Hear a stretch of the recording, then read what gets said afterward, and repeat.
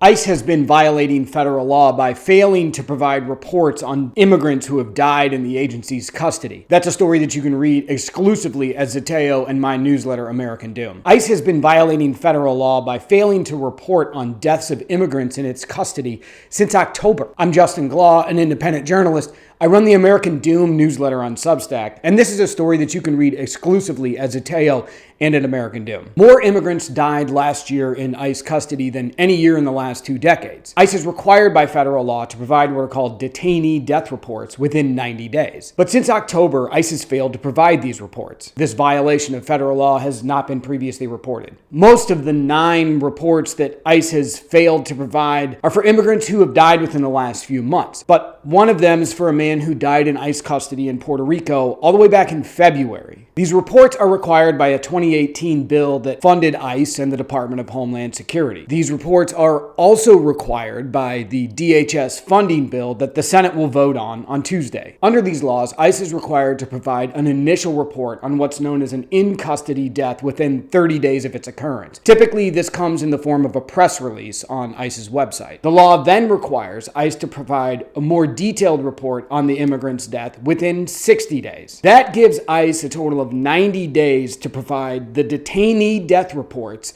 that the agency has listed on its website since 2018. The most recent detainee death report that's available on ICE's website is for a man who died in ICE custody back in September. Since then, ICE has failed to provide these reports within the required 90-day time period. I asked ICE and DHS why they haven't provided these reports, and I've yet to receive a response. Last year was one of, if not the deadliest years for immigrants in ICE custody, with more than 24 deaths across the country. So far this year, 6 immigrants have died in ICE custody. That's the largest number of immigrant deaths in ICE detention in a single month since the agency began listing detainee death reports back in 2018. All of this comes as there are growing concerns not just about conditions inside ICE facilities, but the overall behavior of Trump's immigration agents following the killings of Renee Good and Alex Pretti in Minneapolis. Back to the facilities and the deaths of immigrants inside of them. Last week, the El Paso County medical examiner ruled the death of an immigrant in ICE custody there to be a homicide. The medical examiner said that Geraldo Lunas Campos died of asphyxiation of the neck and torso. That essentially means he was choked or smothered to death. The initial statement by ICE was that Campos had died after attempting to hang himself. It's only now, after an independent autopsy by the El Paso County medical examiner, do we know that Campos apparently did not die by hanging himself. In fact, 2 detainees who were in the facility with Campos said that they saw guards choking him and heard Campos saying, "No puedo respirar," I can't breathe. Campos died on January 3rd at the Camp East, Montana Detention Center, a makeshift encampment that has been criticized for inhumane conditions. That gives ICE until April 3rd to comply with federal law and provide a detailed report on Campos' death within the 90-day time period. I have a lot more coming on this, and if you want to stay on top of my reporting on DHS, ICE, and other issues like threats to elections, check out my newsletter on Substack, American Doom.